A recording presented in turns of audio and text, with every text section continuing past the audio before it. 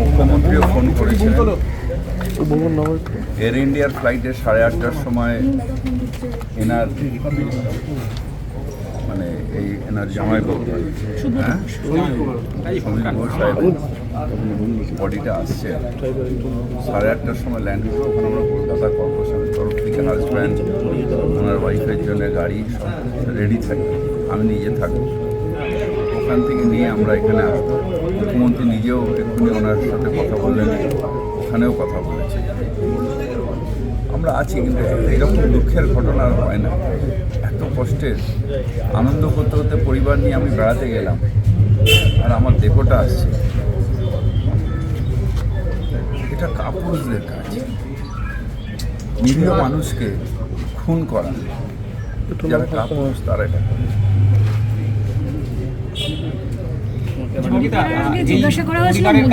খবর এখনো পর্যন্ত এসছে, যতটুকু জানা যাচ্ছে যে জঙ্গিরা সেই সময় জিজ্ঞাসা করেছিল সমীর বাবুকে মোদি কা আদমি হ্যাঁ, মানে এইভাবে এবং তারপরেই গুলি করে দেওয়া হয়। কিভাবে দেখছেন? আমি এর থেকে অনেক বেশি হচ্ছে মানুষের প্রাণ। যারা মারছে তারা কাপুরুষ, যারা ফুলবামাতে খুন করেছে তারাও কাপুরুষ, আর যাদের অপদার্থতার জন্য হয়েছে তাদেরও ধিক্কার জানে। কেন্দ্রীয় সরকার বারবার আর্টিকেল 370 এর কথা বলে, তারা শান্ত করে দিচ্ছে। সাহায্যের জন্য সহযোগিতার আমরা এই রাজ্যে যারা মারা গেছে তাদের পাশে আছে। মুখ্যমন্ত্রী নিজে উদ্বেগের সাথে আছেন, পরিবারের সাথে বারবার কথা বলছেন। এক্ষুনি ওনার শালার সাথে ওখানেও কথা বলেছেন।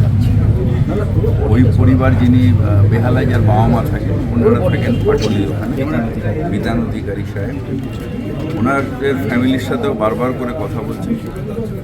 আমরা সব রকম আছি, কিন্তু মানুষের প্রাণটা তো ফিরিয়ে দেওয়া যাবে না। সব সাহায্য আমরা করবো, প্রাণটা সেটা তো গভর্নমেন্টের দায়িত্ব। আমিও আমাদের বহু আমার MIC কালকেই ফিরেছে। আমরা সবাই ভেবেছি, হ্যাঁ সবাই কালকেই ফিরেছে রাত্রিবেলা।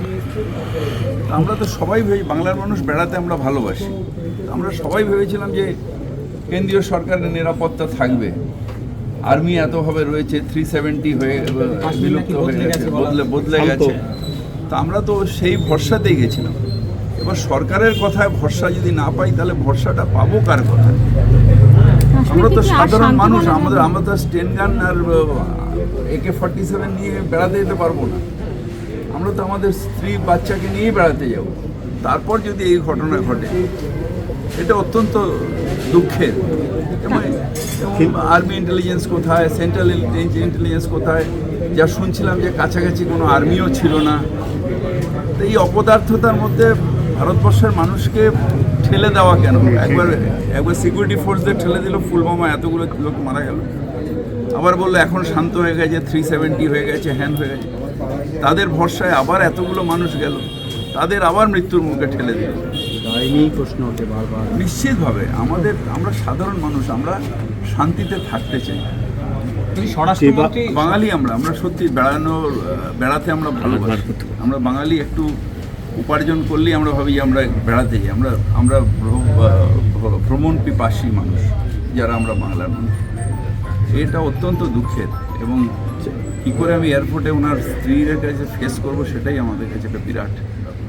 যেভাবে স্বরাষ্ট্রমন্ত্রী পৌঁছেছেন, দোষীদের স্কেচ আঁকা হচ্ছে এমন ছাড়েন। ওর আর্মি কোথায় ছিল? ওইখানে ওই বজরঙ্গি ভাইজান হওয়ার পরে লোকে ওইখানে যেত। তো ওইখানে গিয়ে ওই স্কোয়াডের ওখানে তাদের আর্মি প্রোটেকশন কোথায়? আপনার ভরসায় এই স্বরাষ্ট্রমন্ত্রী তো একেবারে ফ্লপ। তার ভরসায় তো আমরা গেছি ওখানে, এবং নিরীহ এতগুলো মানুষকে খুন করে দিল। টেরোরিস্ট আছে বলছে, কাশ্মীরে টেরোরিস্ট নেই, এই নেই, সেই নেই, এত বড় বড় কথা।